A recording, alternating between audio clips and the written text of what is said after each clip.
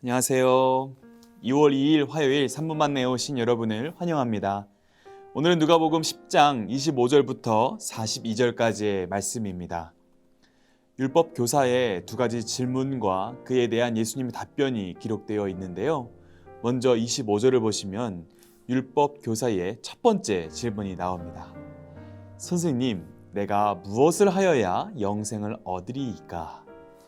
율법교사가 영생에 대해 질문합니다. 여러분, 이 질문에는 자신의 행위로 영생을 얻을 수 있다는 확신이 담겨져 있죠. 예수님이 이 질문에 대하여 역으로 질문하십니다. 율법에 무엇이라 기록되어 있으며 내가 어떻게 읽느냐? 율법교사는 예수님의 질문에 대답을 합니다.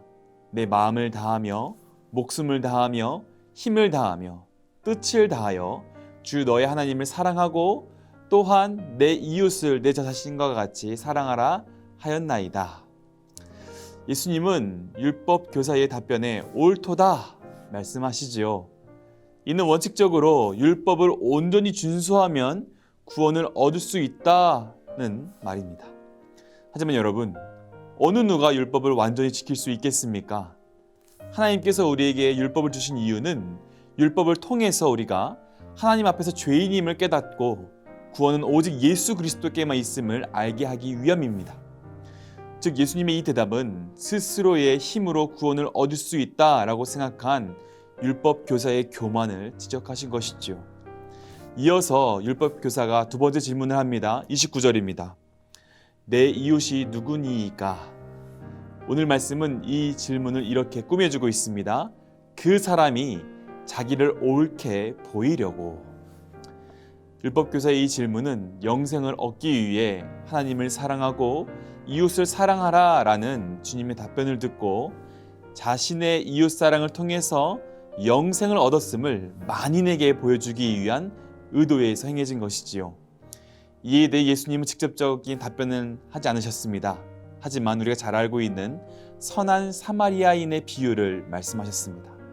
그리고 이 비유를 마치신 후에 예수님께서는 누가 강도 만난 자의 이웃이 되겠느냐라고 율법 교사에게 다시 질문하시지요.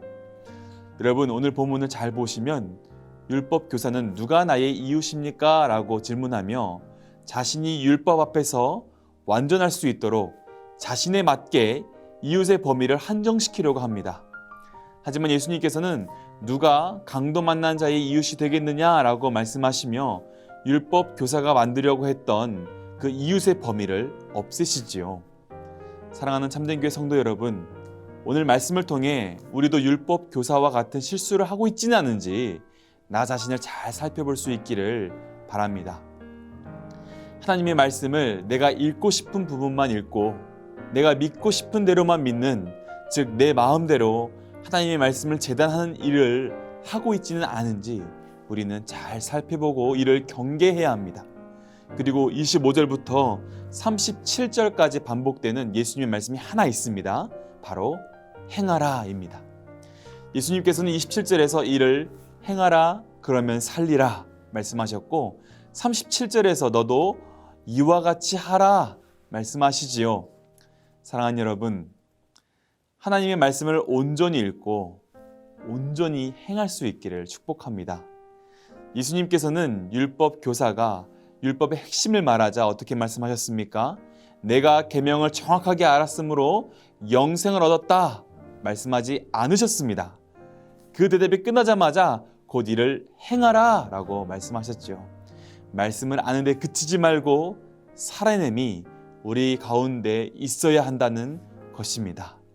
바라기는 오늘 하루도 하나님의 말씀을 하나님의 말씀 그대로 온전히 받고 이에 합당한 삶의 실천이 우리 사랑하는 참된 교회 성도님들의 삶 가운데 있기를 간절히 소망하며 축복합니다. 함께 기도하겠습니다. 사랑과 은혜가 많으신 하나님, 오늘도 우리에게 새날과 새 호흡과 새로운 은혜를 부어주심에 감사를 드립니다. 오늘 말씀처럼 하나님의 말씀을 그 말씀 온전히 받는 우리가 되게 하시고 그 말씀대로 살아가는 우리 모두가 되도록 은혜를 베풀어 주시옵소서. 감사드리며 예수님의 이름으로 기도합니다. 아멘.